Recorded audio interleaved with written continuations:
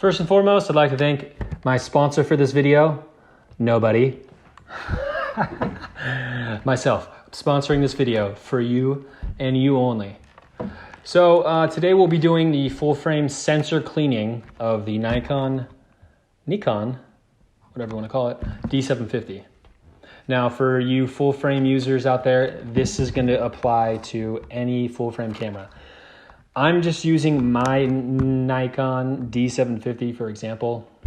Don't be discouraged if you don't have this. This will apply to any full frame. So let's walk you through the process and kind of just the best practices for cleaning your sensor. All right, so step one, you're gonna wanna have your camera fully charged. This is just to prevent the shutter closing on you. You don't want to have the mirror closing while you're cleaning it. That would really start a problem for you. Fuck, why does my voice always do this?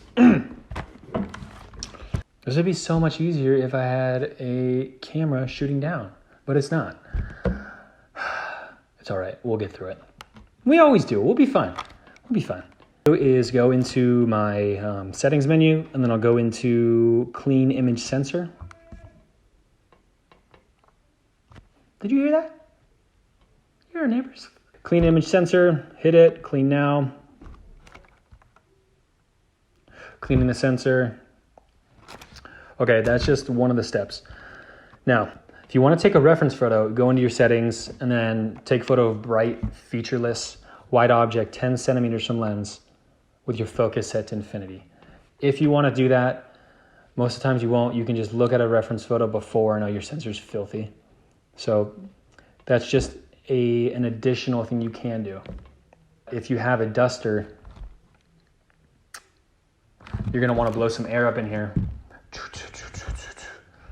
You wanna blow any other particle out and ensure that nothing is getting attracted to that sensor. So that's just another step.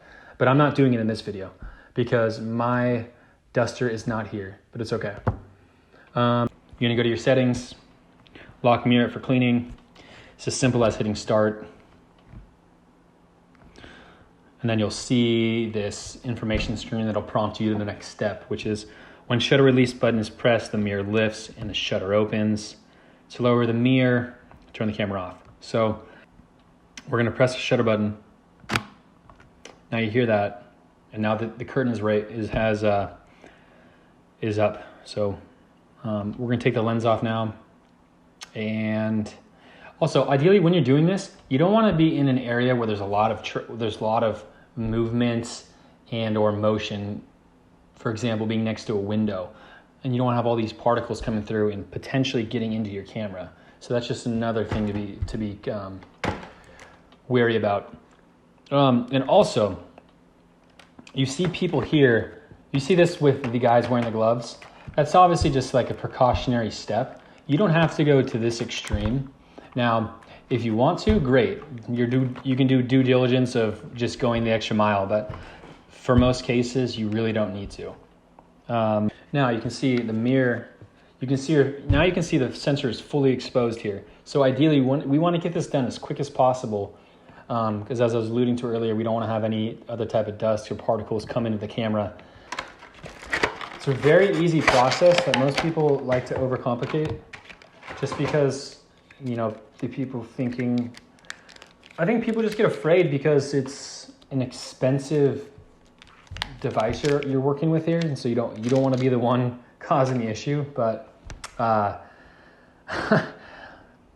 overcame my fears a few months ago, and now it's time to redo it. So just want to show you guys that you can do it, and it's a lot easier than you think. And also, you're going to be keeping a lot more money in your pockets. What we're using are single-use full-frame sensor cleaning swabs by VSGO. Anyway, only use these one time, and then they're thrown away. Do not reuse these. Also included with this was the sensor cleaning solution. You can buy these as a package. I did, I think roughly $20, and I got this idea from Nigel Danson for doing this. So I'll link it in so you guys can do it, but it's very simple here. simple as applying about 1 to 2 drops. I think 2 drops is good because it absorbs pretty well, but usually 1 to 2 drops is enough. And once it hits this cloth, it expands pretty well. So don't be too nervous. Now, going into the camera, we're going to be working this from one end to the other horizontally. We're not going vertically.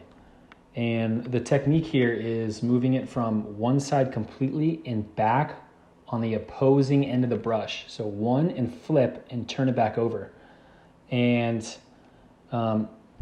yes, you want to be very gentle with it, but you also want to apply enough pressure for this to pick up any of those spots you're trying to get off. So let's get to it. So it's in. We'll now fully swab it all the way. Now I'm turning, and now we're just going to go back with it. Voila! I think that was a pretty smooth sweep, but I don't see any outstanding residue on it. I don't see any wet spots. So I'm pretty happy with how that went for first try there. Now let's put the lens back on. Since it's clean now, we're gonna put the curtain back down, and that's just turn the camera off. So now that the shutter's been released, and now we can look. So we're good. Thank you for watching, and if you guys need any other information regarding the Nikon D750, I have other videos explaining how to use certain features.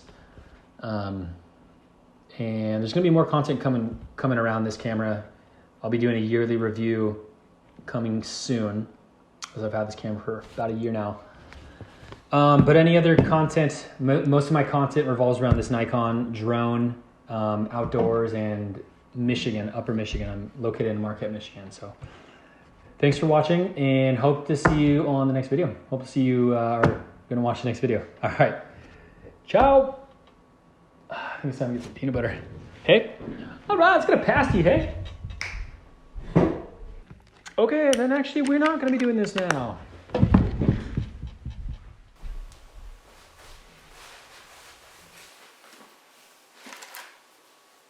So we're using this